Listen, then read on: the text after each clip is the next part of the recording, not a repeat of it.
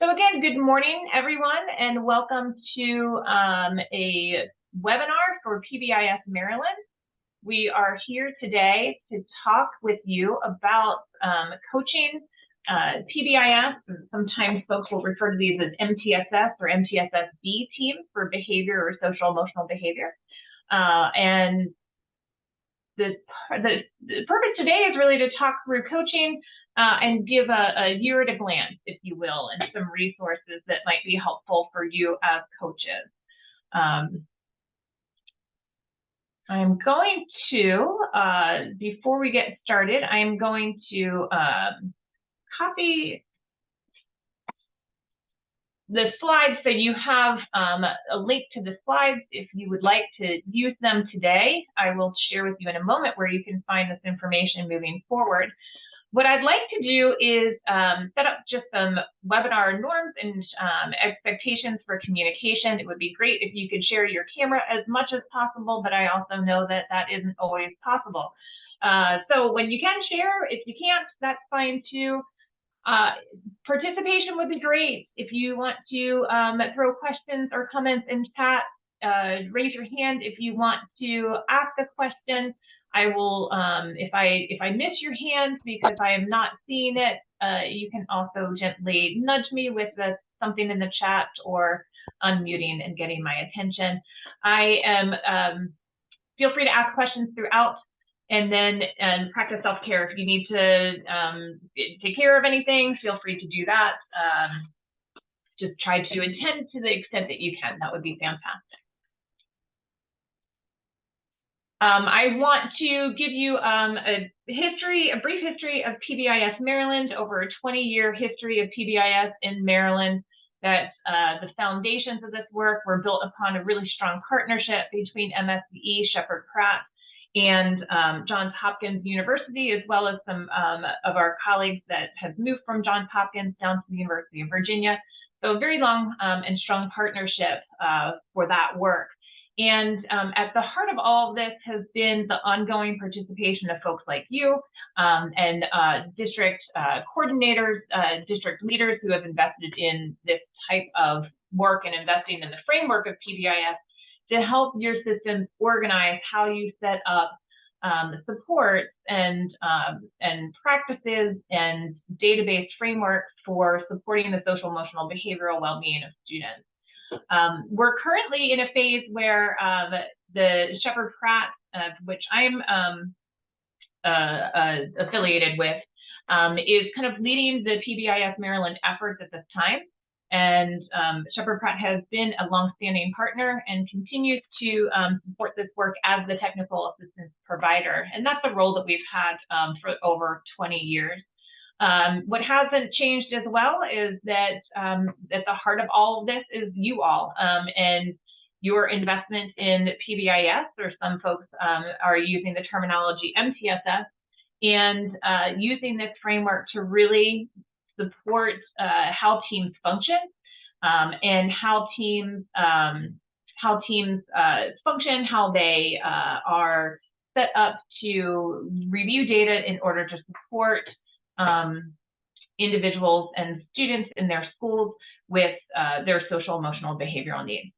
So I am going to thank you for sharing that the slides were blocked, and I'm going to change the share options on this for a second. And anyone with a link. Okay, I'm going to put that link. Thank you for telling me in chat that I did not open that up to everyone with the link.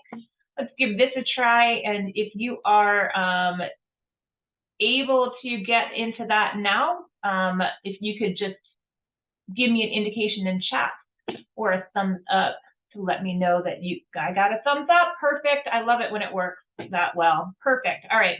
Slides are in there in full slide deck, as well as a three-note slide option. So I am sharing, for those of you who are on the session today, I'm giving you direct access to the slides and the handout, and the folks that are joining in a later fashion, via the recording. Well, you have found this already, that's why you're watching it, but I'm sharing the link to the folks here for where you can find these resources in the future. After this session, I will be posting them, all the materials, to the PBIS Maryland website. Under the coaches resources and coaches meeting link, you'll find not just this session, but sessions that we've recorded in the past and archived. And it might be worth going through that as a coach to see what content is out there that might be fitting your needs. So you'll find there's a table that lists many of the prior sessions that we've had in the past, whether it has to do with principal academies, kind of rebooting PBIS, what is PBIS, currently. And so feel free to peruse those resources at your convenience. I want to give you a second to introduce yourself, and I'll give you a little bit of information about myself, but if you could take a moment you can enter your name and the system or the school that you're from, as well as what brought you to the session today and what you might hope to get out of the session. If you could put that in chat, that'll give us an idea of who is here, where you're from, and what you're hoping to learn.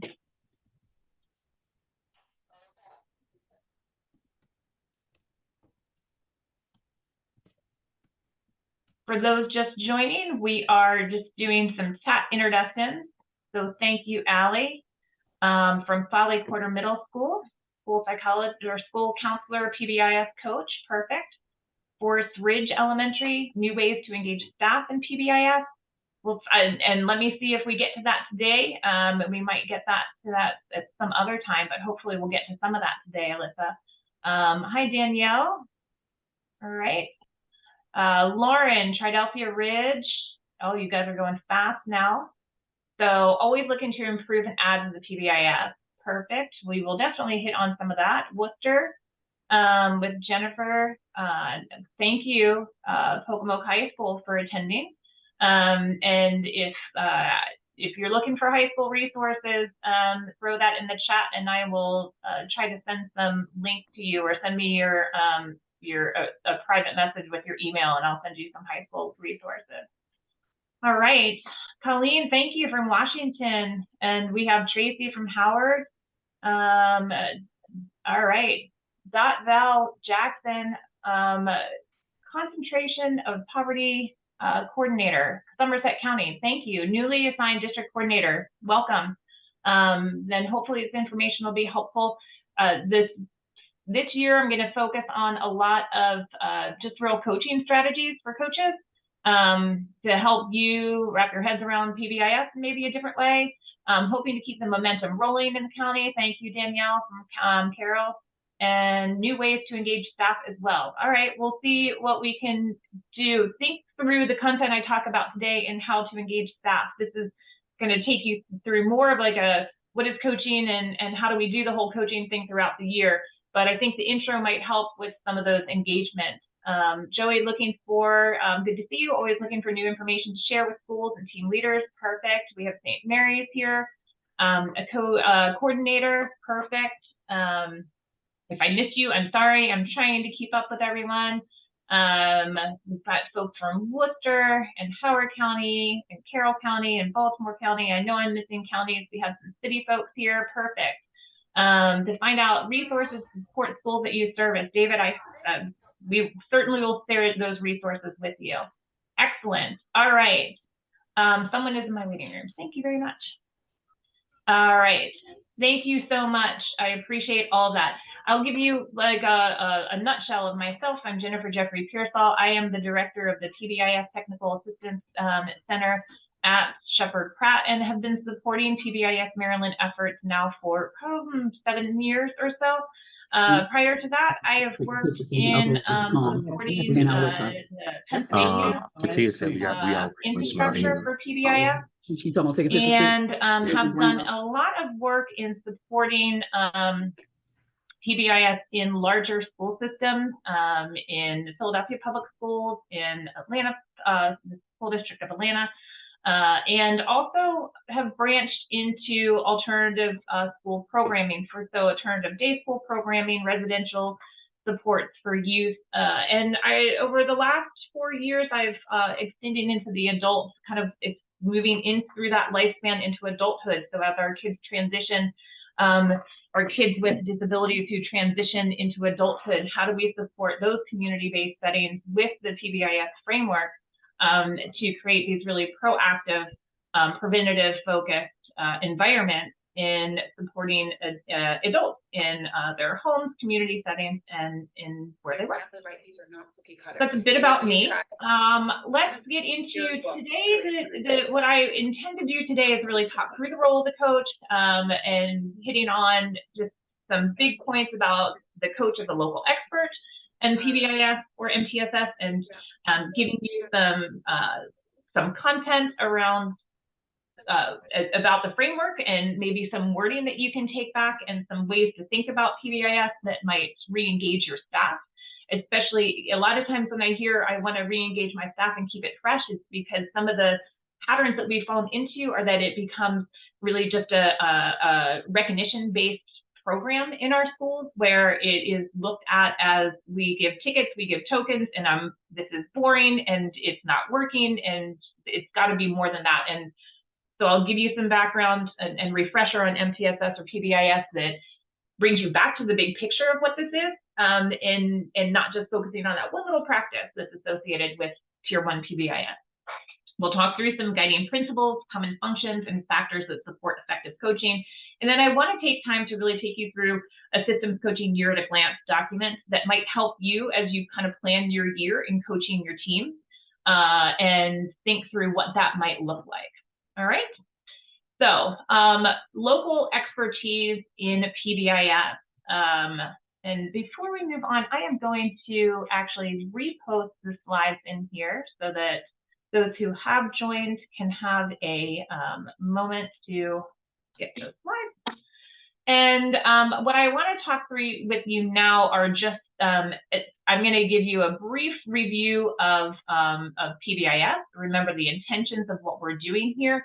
It's, where we are in 2023 and moving forward is not the same as where we were in 1999 when the state started to engage with PBIS. And some of your schools and some of yourselves have likely engaged through that time as well and kind of grown with PBIS. So I like to say we're really not, it's not your grandma's PBIS, right? It's not that virgin anymore. And we're moving into how do we evolve, and when we set up frameworks and we set up kind of approaches to whether it's education or mental health support or even business models, the original version of that grows and evolves as we learn more, as our community, as our society grows and evolves, and so has PBIS. But at the core of PBIS is really a database framework, all right? And so really getting your schools and your staff to understand that this is really a framework for how we really organize our environment so that we can create really positive, safe, predictable, equitable environments for our kids.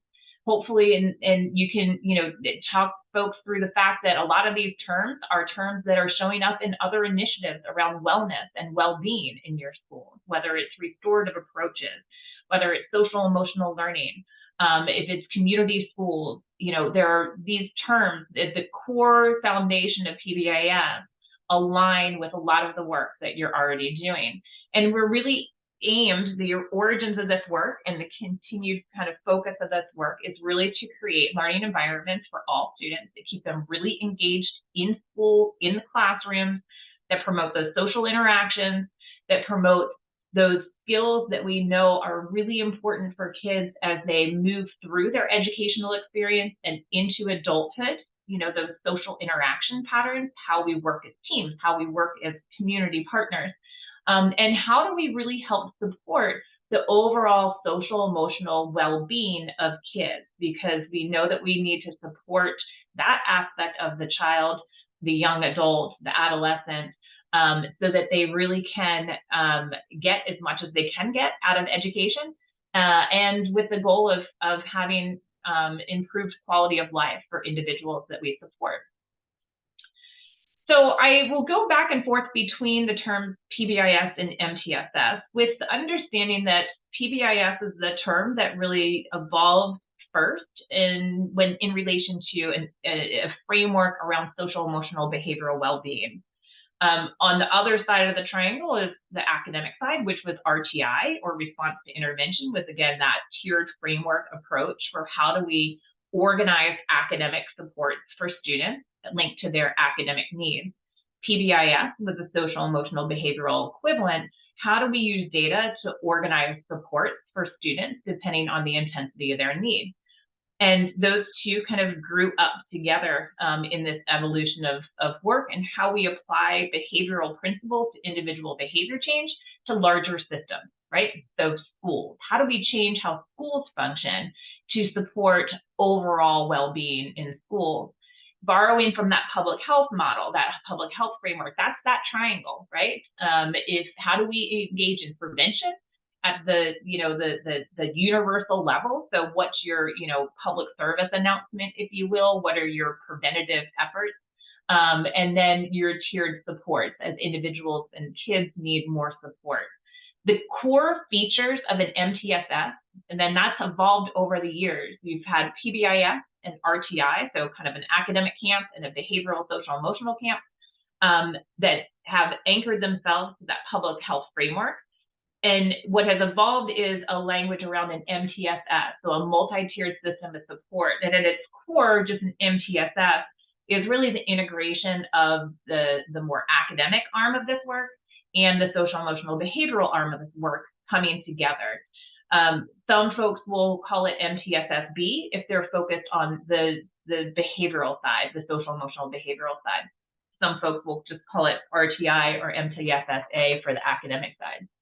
At the core of this, whether you're working on academics or behavior, the framework, the logic of this framework, what makes this work, because again, this is all about how do we identify the interventions that we have, how do we create a strong core foundation of instruction, whether it's for social, emotional, and behavioral supports, or if it's academics, is that there's shared leadership around this work, and you're part of a leadership team at your school. There should be a district leadership that is invested in this work. How do we use data that we already have to identify needs? So what are our screening procedures?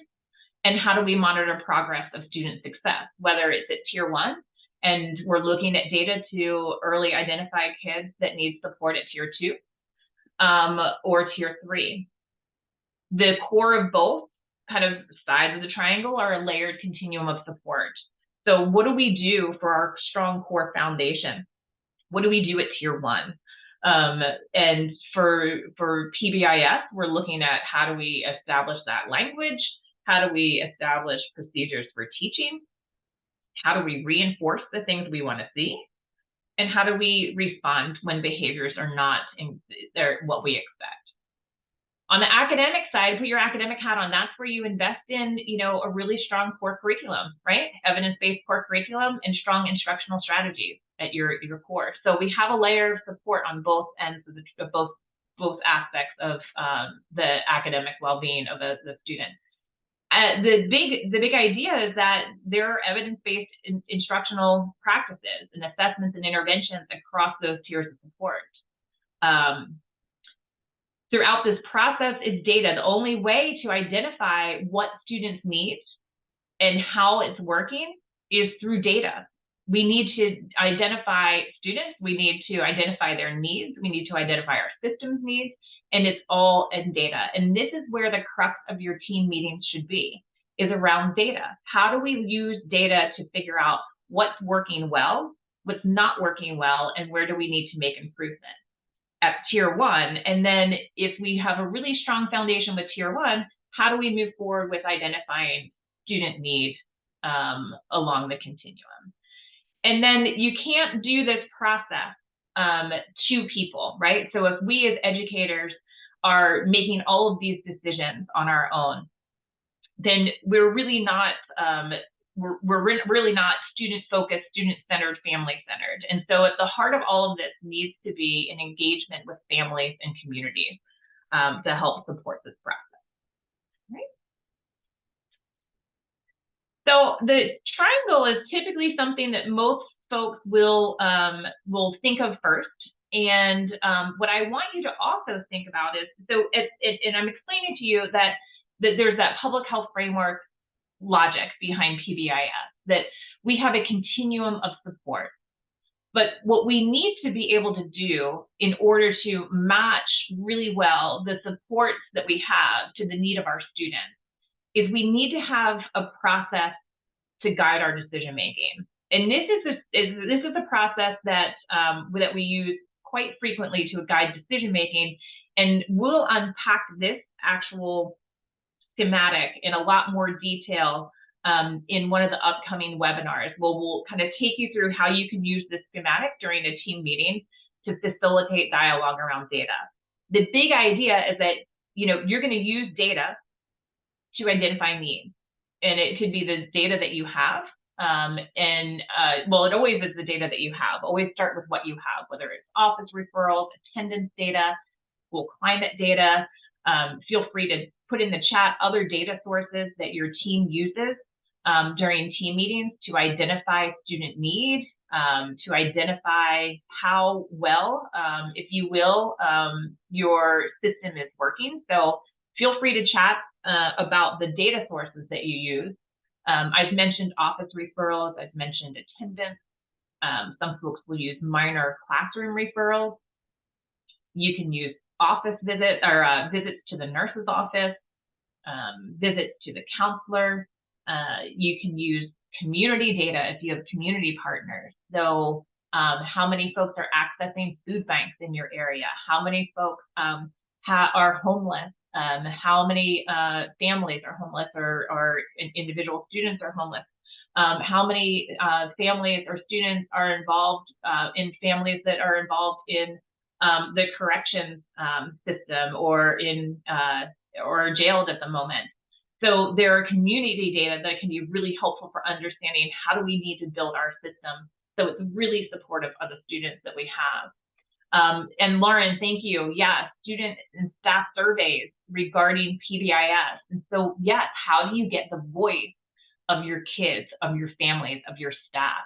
What's working for them? What's not working for them? And how do we put this all together to identify what outcomes do we need to really focus on?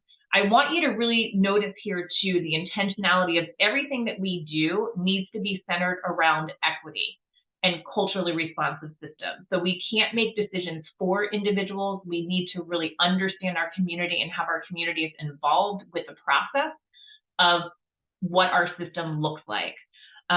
So we use data to identify our outcomes. What do we want to work towards? Where do we need to put our efforts? And once we know the outcomes that we're working for, then we can think through what are the practices? What are those evidence-based practices that we have that we need to lean into in order to achieve that outcome?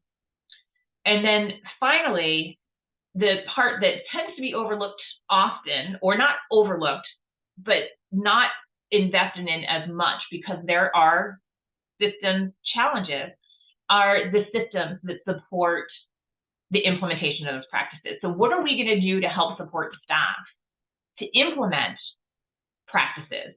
What are we going to do to help support staff to teach school-wide community agreements or expectations? What are we going to do to help staff if you're working within like a check-in, check-out intervention at Tier 2? What are we going to do with staff to help support them in being successful in implementing check-in, check-out?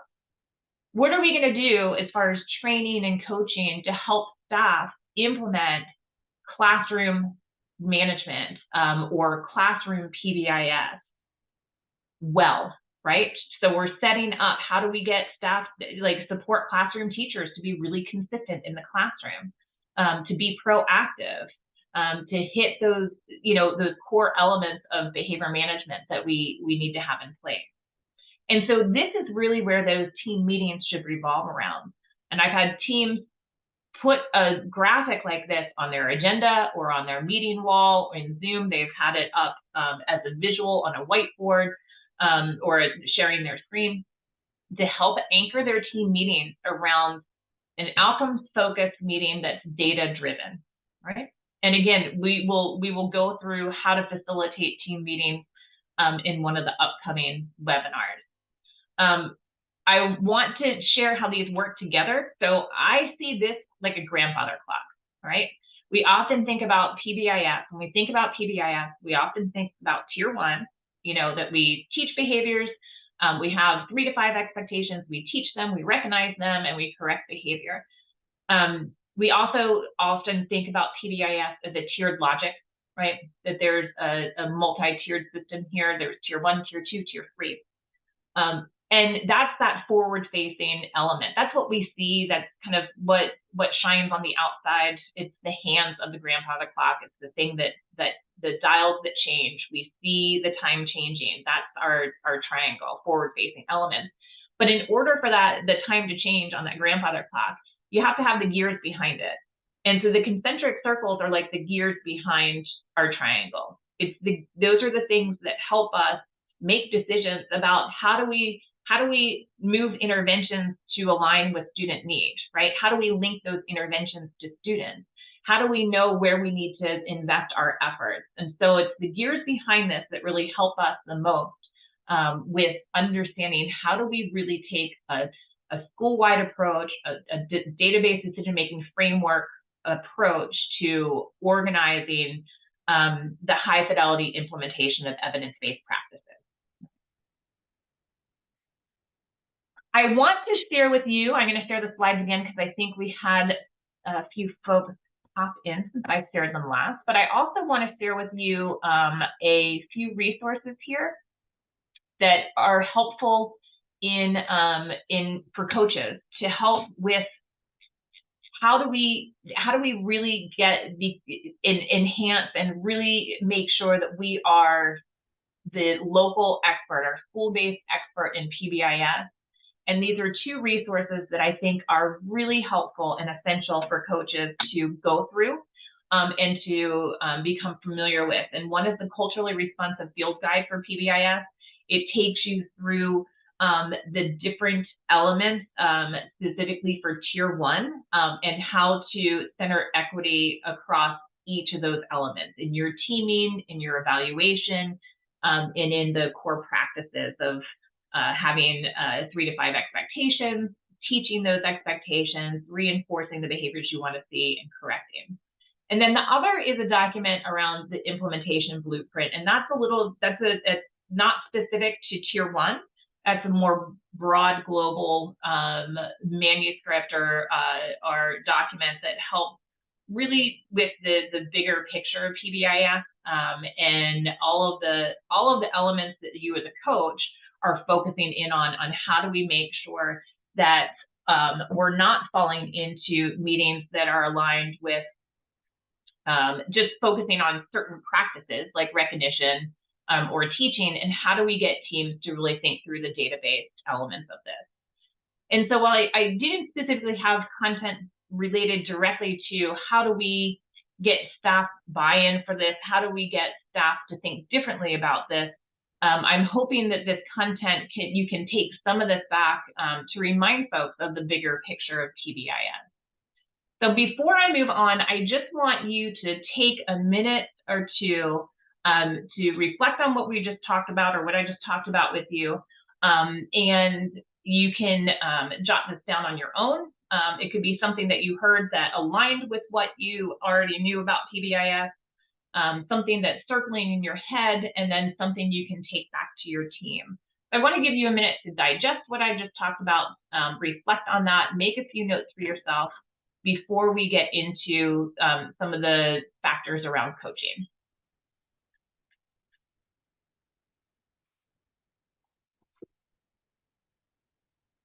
If you would like to put anything in chat, then feel free to do that and share your thoughts with your colleagues on the webinar today.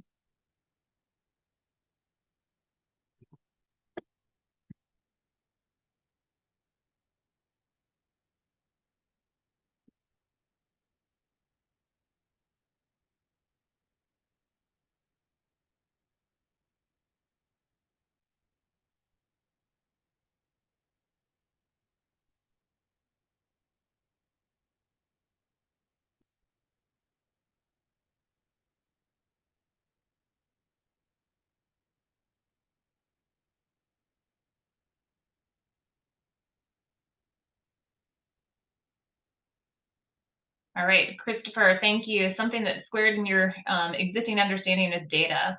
There can't be implementation without the understanding of goals and tracking them. Definitely. Yep.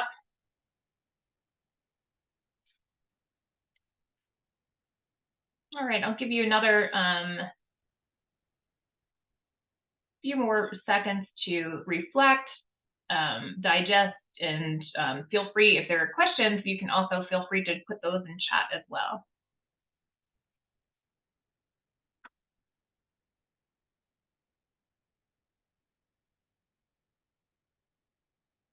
Yeah, and Kathleen, thanks. Yes, you know, and data is the core of this, but like data, it's not, teams struggle sometimes with collecting data.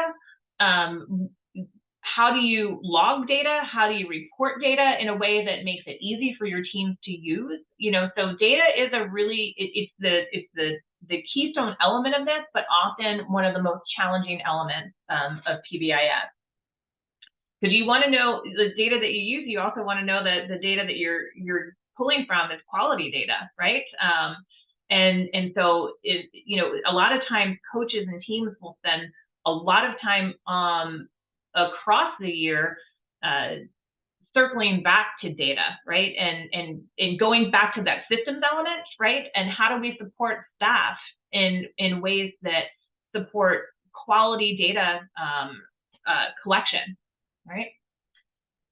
Perfect. A lot of things squared with you all, which is great. That PBIS is understanding PBIS is that SEL can be and should be and tied into implementation. Yes, exactly. And there are, I'm going to share with you right now the PBIS.org website for anybody who is not familiar with that.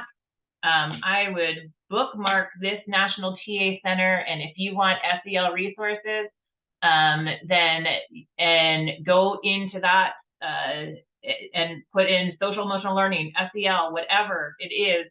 And Danielle, you know, they recently rolled out SEL curriculum RA and what is it? Oh, in Carroll County. And yeah, everyone's looking at those instead of PBIS. And it's really trying to get folks to realize that, you know, so George Sagai is one of the early developers of PBIS, one of the original developers, and it was either he or Rob Horner or another early developer. I can't remember what it was. A few years ago, I was at a conference, and one of them, I think it was George, said PBIS is like an agnostic framework. If you have an evidence-based practice that's going to get kids to the outcomes that they need to achieve, then by all means bring it in, but use the database framework to help figure out what kids need what level of support with that type of intervention. And so you've got, you know, SEL looks different at tier 1 than tier 2 and tier 3, right? Restorative approaches or restorative practices look different at tier 1, tier 2, and tier 3. And so how do you use this PBIS or MTSS, broader MTSS framework now, because that's kind of a more all-encompassing language, but how do you use that process and that framework to help organize yourselves around data so you can make those decisions? Perfect. Excellent. Yes, and thank you, Dr. Dorothy, that teams will appreciate the PBIS as a system of supports and not just incentives. Yeah, if you can go back and dispel that myth, then keep reminding people that. That's a great one to dispel. So let me get into a little bit, I'm going to go over this briefly, some of the core features of coaching, core elements of coaching. I'm going to share with you this is from a coaching brief. Again, that is right here for you. And if you don't want to download all these and try to remember where to find them, they will be posted on that PBIS Maryland website. I pulled some things from this brief. It's a little bit dated, but it hasn't changed. That when you think about your coaching success and your coaching elements and what it takes to be effective coaching, is that there needs to be time allocated for coaching at the school level and coaching school teams. And then you can even think, what is the coaching beyond the team and the team meetings? Are there opportunities for coaching for implementation, right? Implementation in the classroom, implementation in non-classroom settings, implementation as we move through tiers with tier 2 support. Sometimes there's reluctance to seek information, that teams are not tapping into their coaching as much as they could. And oftentimes too, and it might not be anybody on this webinar, but I'm sure there are a few folks out there, not just in Maryland, but in other states, that fall into this role of coaching, but haven't had the experience on a PBIS team, perhaps, or an MTSS team, and are not feeling like they know where to start, what to do, where to go with this. And so that can impact coaching as well. So that's why I wanted to circle back, especially this year, with giving some real specific coaching webinars to help with this work. Common coaching functions. These are some of the things that coaches do. So it could be, it is always supporting a team, whether it's the startup of a team, whether it's the ongoing work of the team. You're really your role is to help with the evaluation, the assessment of fidelity of implementation. It is to help provide some technical assistance and problem solving to your team. You are there to give some gentle nudges to make sure that folks are thinking through their action planning, that are focused on action planning and data-based decision-making during team meetings. Prompt folks to use data during team meetings, to bring data to team meetings. Sometimes you need to model that process. And again, we will have a webinar specifically on how to take teams through a data-based decision-making process during team meetings. You can help them think about how these different initiatives work. So Danielle, you all have multiple initiatives and innovations, if you will, in your system. And as a coach, you can talk through what does it look like for alignment? What could this look like? And we do have some alignment webinars that are recorded and archived on the PBIS Maryland website. Whoops, pardon me. And so, these are a lot of the things, the activities that you'll engage in. And I'm going to take you through a document in a moment that shows what this might look like from like a month-to-month perspective across the year. The big idea with effective coaching is that your roles of coaching are linked with existing personnel. It's not necessarily having to find somebody and adding a new coach to the system. It's who in the existing staff that you have are well suited to coach. And that's why a lot of times we find that coaches fall into this coaching role perhaps without a lot of the experience on PBIS teams, but they have a lot of the skill sets that are helpful with coaching, being able to organize around initiatives, being able to follow up with staff. The other things here that I want to highlight, again, these are in the brief, so you can read through it in more detail, but making sure that you're a local coach at a school, that you have a link to somebody within your district. And I see quite a few district coordinators on this webinar, which is fantastic. Those are, that's your progression of kind of contacts as to what is tap into your coaching network, your district coaching network, your district coordinators, and continue to attend webinars like this, any kind of training to maintain that local expertise. Okay. So I'm going to talk you through the rest of our time is going to be around systems coaching. I'm calling it systems coaching. We could just call it, the other thing I'm going to do is just call it a year at a glance, if you will. And it is kind of taking you through, the reason I'm calling it systems coaching is because this year at a glance, and I just posted it in the chat. I'll show you it on a slide, and then I'll probably pull it up myself so it's a little bit bigger to walk you through it. But we're anchoring the core features of coaching to these essential systems elements, the way of work, right? And I had mentioned that these concentric circles can help guide you during team meetings in how you review data on a monthly basis. And we have worksheets that are mapped to this that can really help you organize your discussion during a team meeting. But with the year at a glance that I just shared with you, you can also organize your coaching tasks across a year, so across months, and across data systems and practices. All right. So I am going to stop sharing this for a moment and pull this up. So I'm sharing the actual document with you. And I see a lot of you in there already, which is great. Okay.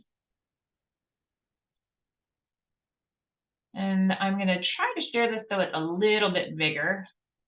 But you can also see it on your own if you pull it down. There we go. All right. And so what I wanted to give this to you all as a resource. What did I want to do? I'm trying to make it a little bit bigger here so that we can see it. And that might not work. All right. Let's see. Here we go.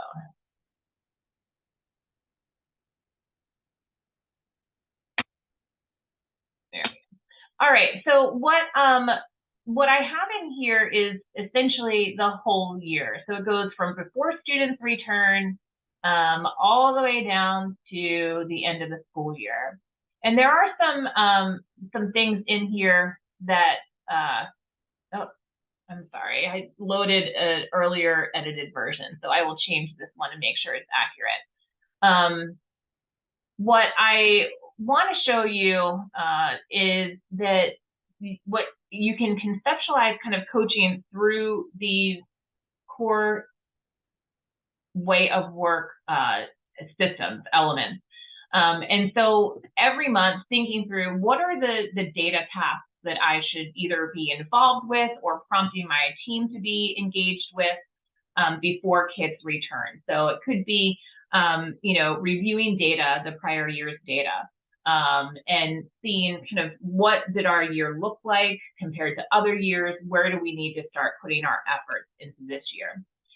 Thinking through some of the planning, the systems elements. So establishing the meeting schedule, making sure that there are schedules for reporting data out to staff, right? And celebrating the staff. So at least 4 times a year, your team is giving an update to staff. Documenting all of the modifications that you're making to your tier 1 approaches and practices. So it could be that this year you decide that you want to really dive into that culturally responsive field guide, and you want to revisit your school-wide expectations because they were developed by a team 10 years ago in a 2-day training, and we've kept them the same for the most part. They're very compliance-based. Maybe it's a lot of raising your hand, following directions the first time. And you decide you want to get input from teachers, you want to get input from students on what are their core, what do they want to see as our community agreements? And you can link it with restorative approaches language. What are our community agreements instead of 3 to 5 school-wide expectations? How do we merge in and align our SEL efforts? So how can we put in our school-wide matrix, right, that aligns with our expectations? How can we put in things like showing empathy, problem solving, self-regulation?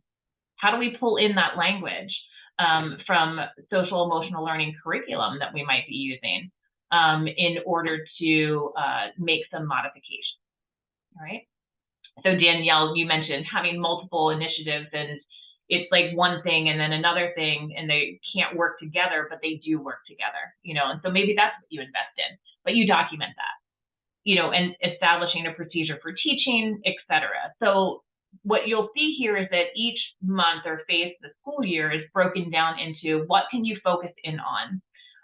Implementation practices. So that's a practice at the beginning of the year before students return. You're going to want to conduct a training, right? An overview. This is what PBIS is. This is what it looks like at tier 1, tier 2, and tier 3, and give that information to staff. And then the other thing that we've added here is how do you communicate with staff, families, and community? So what are the things that you're going to disseminate? How are you going to engage your family and your community with this work? All right. So this is, and I will re-edit this because I made some edits yesterday that I clearly did not save, and I will make sure to edit that. Yep. Yeah, they do work together. Yep. Thanks, Danielle.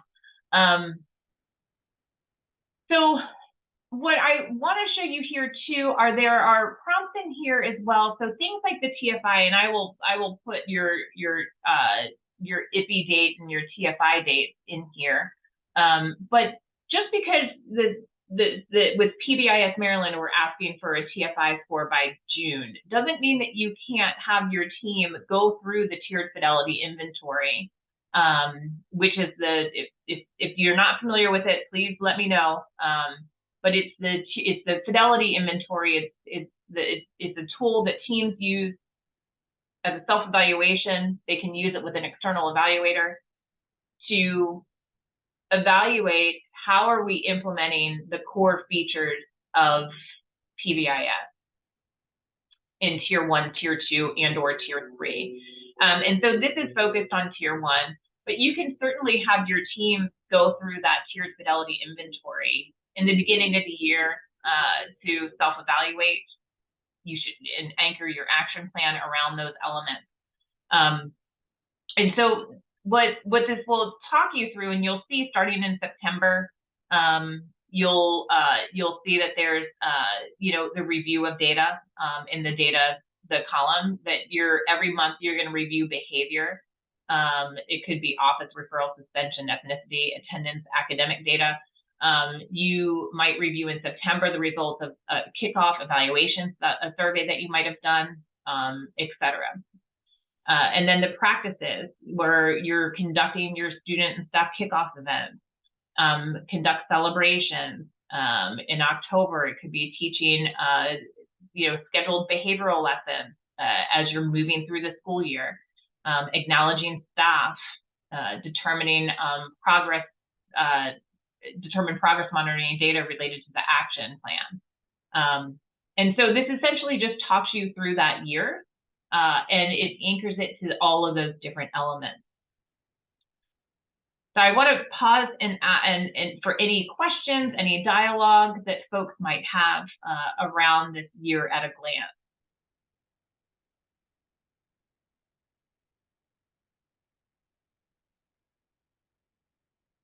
You can feel free to chat, unmute, raise your hand. You'll see there's some repetition in this because you will be engaged each month in some of the similar activities.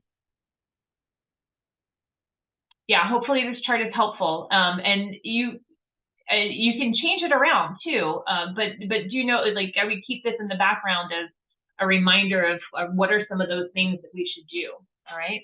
So you'll see here in December, we're suggesting that there's a plan for reteaching those expectations the first day back from a break, and then having those classroom considerations on core classroom elements, because school-wide PBIS, classroom implementation and classroom PBIS are a core element of that. Right. And yeah, so this is the one resource that I wanted to share with you that would definitely help you roadmap your year, just like you said, Sherman, being able to roadmap your year. If you're looking for specific due dates, I will share those with you in a moment. All right.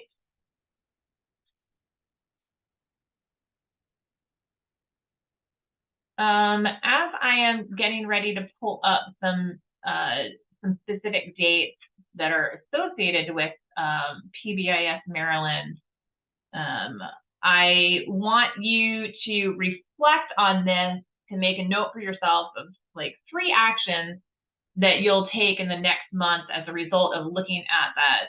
Anything in the webinar, specifically a year at a glance.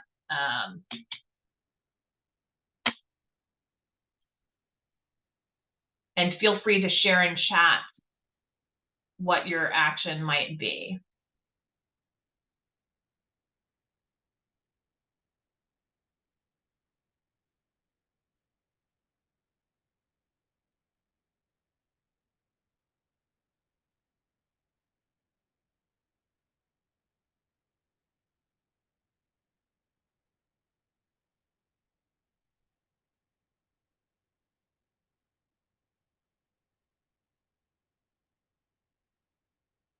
Right.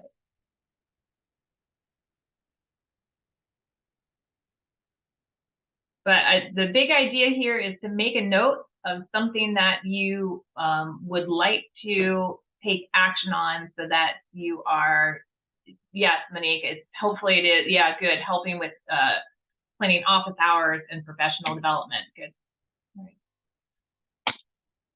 But, and I wanted to give you time here to be able to just to reflect, think, jot down your action steps, so that it could be, I just want to download the chart and bookmark it. Yeah, I want to share something else, but things like that. So make sure to leave here with action items yourself. Remember, we're data-informed process based on action plans, so throw something into your action plan. Plan out monthly behavior lessons.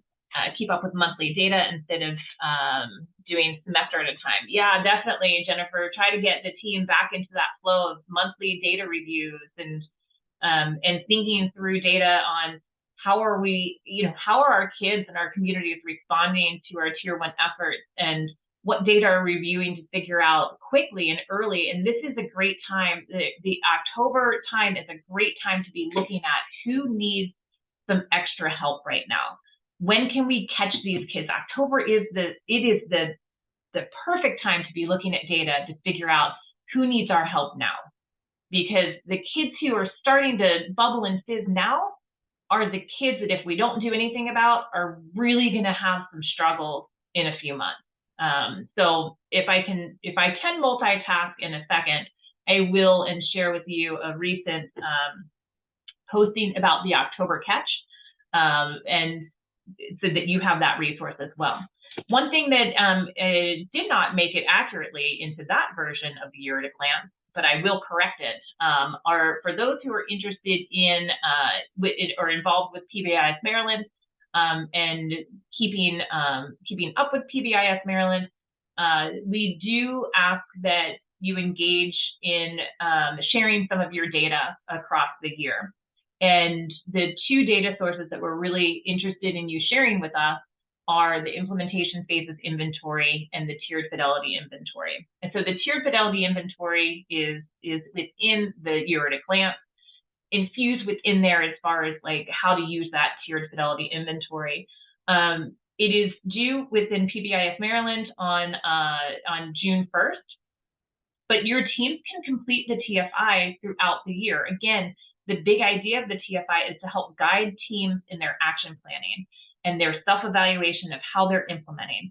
And a kind of a side element of it is, sending it and sharing this information with PBIS Maryland, so that we're all part of a collective community. And you could kind of think about it as like an accountability aspect. The IFI, the implementation phases inventory, has some overlap with the TFI, but has a lot more information about coaching in it. And so as a coach, this might be the tool that you use as well to help you think through what are the coaching aspects that I need to engage in. And we're asking that the fall version of the IFI be completed by the end of December. So those are the dates, and I will get them into that Year at a Glance and make sure I save it this time. I always thought Google Documents and it would save it for you, but it didn't. And so I want to make sure that you have that information. All right.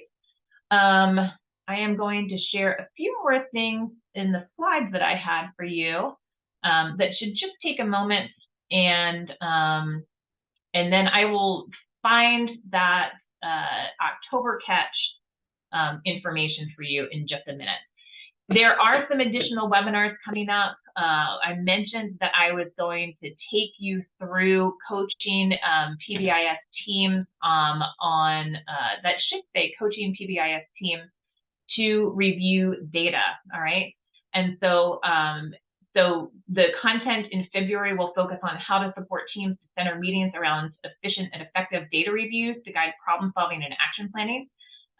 So you'll see those concentric circles come up again, and you'll see how you can kind of map your data discussion to those concentric circles. There's nothing stopping you from doing that now. You all are brilliant people who can probably figure that out on your own. But we can circle back to that in February for some more information. And then coaching for sustainability in June, just thinking about ways that you can think through how do you help support the sustainability of this work in your school through a coaching lens. Alignment will show up in that discussion as well. And then I have two just shared learning chats. These are not content specific. They're opportunities for coaches to come together across the state and have some dialogue. Come with questions that you want to see if other coaches have tackled and figured out. And so we'll have opportunities for you all to have some discussion around those elements of coaching or any questions that you have about coaching. All right. And then there are, for professional learning opportunities, if you have travel budgets, which many of us don't have, there are some leadership forums coming up. And what you'll find there is that you have a lot of folks coming together and learning around PBIS for schools and alternative studies for youth. It's a great conference. If you can't attend, they will have a lot of this posted after the conference. And I just put a link into all their prior conference content into chat.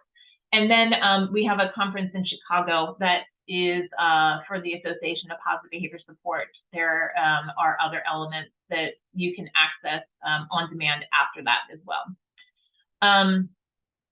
I am going to share a evaluation form here. There's a few minutes left. I can stay on a little bit longer, but I'm going to share this. If you can give us your feedback, that would be fantastic. I'm also here if you have questions, and I am going to try to multitask to find the latest and greatest October catch article. All right. I want to thank you for your time. Oh, and I found it. Let's see if I can post it. Here we go. All right. But I want to thank you for your time, and the resources will be posted on the website, but you also have them in your own, all these links as well. So thank you for your feedback. The October catch link is in there as well.